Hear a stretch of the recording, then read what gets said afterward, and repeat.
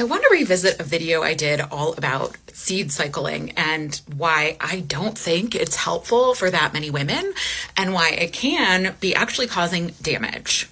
So first of all, what is seed cycling? Seed cycling is eating certain seeds the first half of your cycle and other seeds the second half of your cycle.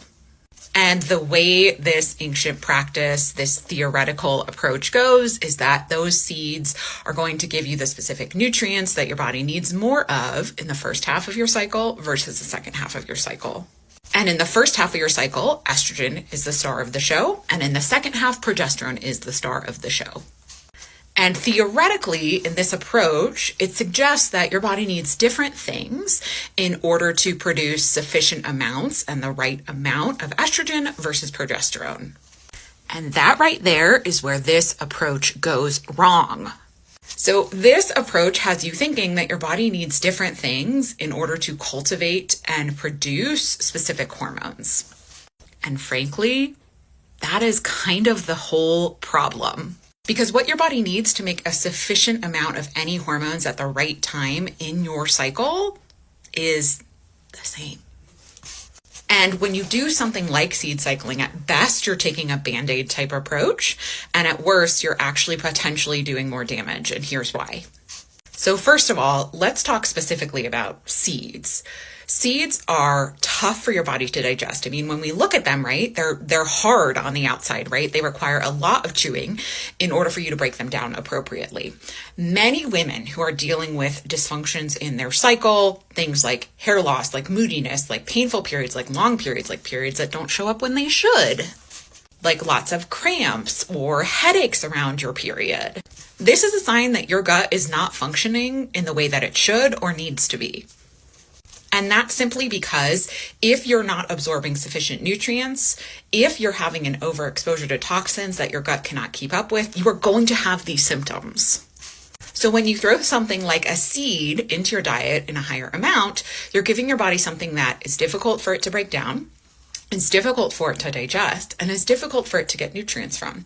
And not only that, it can block the absorption of nutrients from other foods that your body may need more of.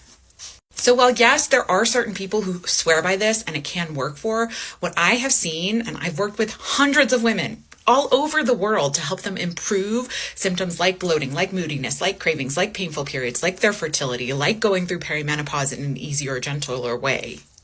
But what they really need, what you really need, is to improve the absorption and utilization of nutrients from your diet. Any foods that are going to inhibit that or make that harder are things that you actually want to be reducing and not increasing. It's also like hyper fixating on one small thing as opposed to seeing the bigger picture. So the bigger picture in this case would be, what are the foods that you're eating most often? What are the foods that you're avoiding most often?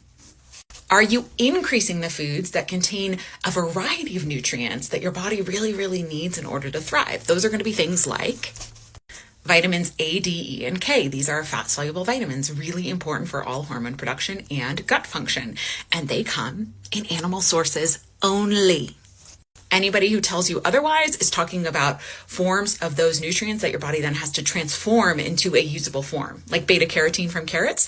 That is not highly usable vitamin A. Your body has to take it through a whole process in order to make it usable. And when it does that, you get way less vitamin A than you would from an animal source. Also, are you getting sufficient B vitamins? Also things that we find in most abundance in animal form.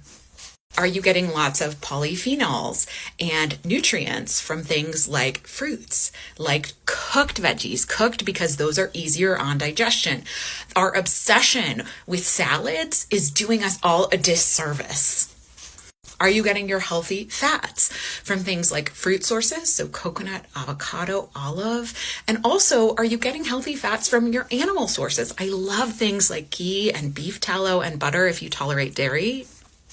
These are all going to be foods that it's really, really important to emphasize, in addition to healthy carbohydrates. Those are things from fruits and starchy root veggies. I love for my clients. The brighter, the more colorful, the more seasonally appropriate, the better. So this time of year, if you're watching this video and it's fall or winter where you are, this is a great time for root veggies and our winter squash that are that vibrant orange. I mean, that is like nutrient heaven for your body. And we want to be reducing things that inhibit or get in the way of absorption of those nutrients or make it harder for our gut to do what we need it to do, or our hormones to be made from the foods that we're absorbing. So that's going to be things like gluten. You may want to further minimize grains depending on your body, even gluten-free grains, and that's going to depend really on your bio-individuality. You want to reduce crappy oils. Those are oils from vegetable, seed, or flour sources. You want to warm up your food, okay? If our bodies are showing lots of symptoms, I don't care what the symptoms are, lots of symptoms, period.